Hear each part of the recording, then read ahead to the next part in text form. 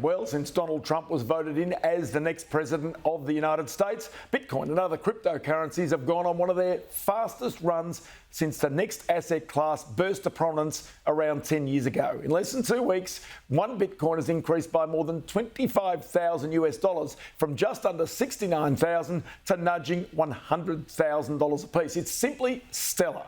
Trump and his now economic advisor Elon Musk are certainly pro-crypto assets. But is that what's truly behind this gain, or is there something else? Well, Mark Carnegie is perhaps Australia's best-known crypto advocate.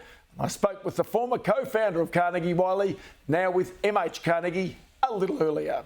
There's two different parts. The first is you've got a whole lot of people who are crypto believers, and so like gold, it's suddenly become legitimate. He said the US Treasury, the biggest, baddest financial owner in the world, is going to own Bitcoin. So suddenly it's become legitimate, whereas the Democratic Party said we'd like to ban it. So completely changed. The most powerful owner of any assets in the world has said this is a legitimate asset class. Okay, so that's the first part of it. Yep. Is there anything else that would add to the speculation? Absolutely. Because this is clearly speculation to rise as much as it has in such a short space of time. But speculation around legitimacy. So was it legitimate? The answer with Gary Gensler running the SEC, no, it's going to get banned, it's going to get shut down. Jamie Dimon, the head of the biggest bank in the world, no, I ban it. Warren Buffett, I think it's rat poison.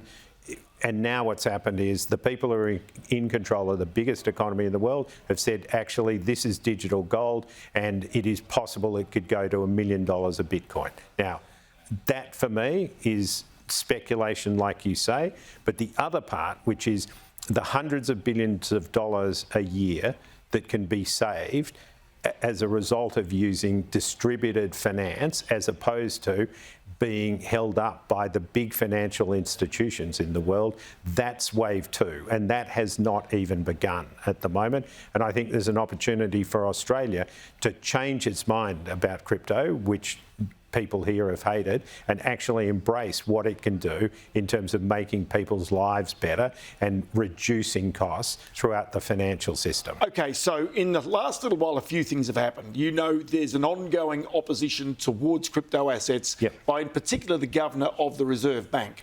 Now, Michelle Bullock has said, you know, we're not believers in this. We understand it needs regulation, but we don't believe in holding crypto assets. Yeah, and just to be clear, the Reserve Bank sold all their gold at 225 Australian dollars an ounce. So in terms of who you're going to rely on to decide what you do with your own money, you can sit there and talk to the people who sold gold at $225 an ounce, or you can talk to the richest guy in the world, Elon Musk. You decide, Ross. Right. Then there's a second aspect of it, because the government this week said we will commit to cash into the future. We're going to get rid of cheques within the next few years, but cash will remain there. And basically they said we understand that people are starting to use basically digital devices to pay for things. There's not much of a jump between using my phone to pay for assets in virtual time and actually using crypto assets to pay for those assets anyway. Is that what you're talking about, this next phase? Absolutely. And at the moment what happens is there's a whole lot of bottlenecks caused by the big four that make it really, really hard for Australians to buy cryptocurrencies, even as the rest of the world it embraces them. To give you some idea, it is somewhere between the cost to Australians as a result of the decisions that people have made to say you should not embrace these assets is anywhere between $150 and $600 billion to the retirement savings of Australians. So that is the cost that has been borne by all of the mums and dads out there by saying this is an asset class we should not embrace. Okay, there's another aspect to cryptocurrencies, and that is the actual mining of the crypto assets. When new crypto coins are developed, basically you need enormous amounts of energy to be able to extract them. And in many ways, many of the data centres, the giant data centres, taking up and using energy in Australia and the rest of the world are basically being used to create more digital currencies, more digital assets. The question is whether that is energy that is well used, that could otherwise be used to help bring down costs in other parts of our economy? Yeah, well, all I can say is what's happening in Australia in terms of the energy crisis has nothing to do with cryptocurrencies and everything to do with poor long-term planning about how we deal with our energy. What I can tell you is I've got people in my business on a plane to the Eastern Democratic Republic of the Congo at the moment to try and put a data centre next to a Bitcoin mining operation there, where the guy who runs one of the most important national parks in the world needs this to actually fund his protection of the very, very limited number of mountain gorillas there are in the world. So hang on, there's a relationship between cheap energy, crypto assets, data centres and protecting gorillas. Absolutely. So what this guy's done is come up with a whole lot of hydro energy. It's going to take 5 years for the natural development in Eastern DRC to absorb that energy in the normal course of stuff. And he said, what am I going to do with the energy up until then?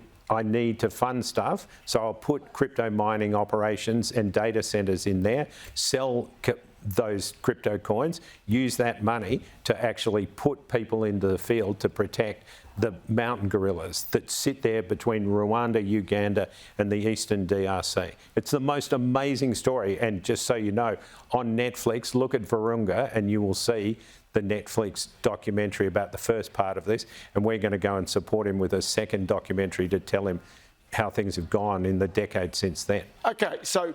and that's just to give you some idea of the magic of what's going on in crypto compared to everybody in Australia saying it's rat poison, we shouldn't do anything on it, and costing all the retirement savings of people here appalling. Let's stick with energy for 1 minute, because here in Australia, as you know, there is a debate that will go into our election about nuclear energy. Now, when I speak to Craig Scroggie, I speak to a whole range of people, they tell me that they just want certainty of having energy. Now, it doesn't matter whether it's data centres, Craig Scroggie runs those, or whether you're running a steel mills. Mark Vasella, we spoke to him earlier on the program, he also says, I'm agnostic, I'll take nuclear if it's there. Is it a situation in Australia where if you want to be mining for cryptocurrencies or you want data centres, you need to have that reliable energy source and lots of it? You can't have just enough energy, you've got to have surplus energy. That's the key. Unequivocally, Australia needs energy certainty. It doesn't have it at the moment, and better policy would allow us to do that. The one question I have at the moment is I've been team nuclear for the best part of the last 3 years, and I thought, given the uncertainty of the places where we're getting our uranium from, starting to mine uranium in Australia and process it would have been an absolutely brilliant idea. The political constituency for that seems to have been virtually zero, and so for reasons which I don't understand, we're talking about nuclear energy generation, but not actually using one of the great competitive advantages of Australia, which is some of the great uranium deposits in the world. Mark Carnegie, great to have you in the program as always. Many thanks for your time. Thank you, Ross.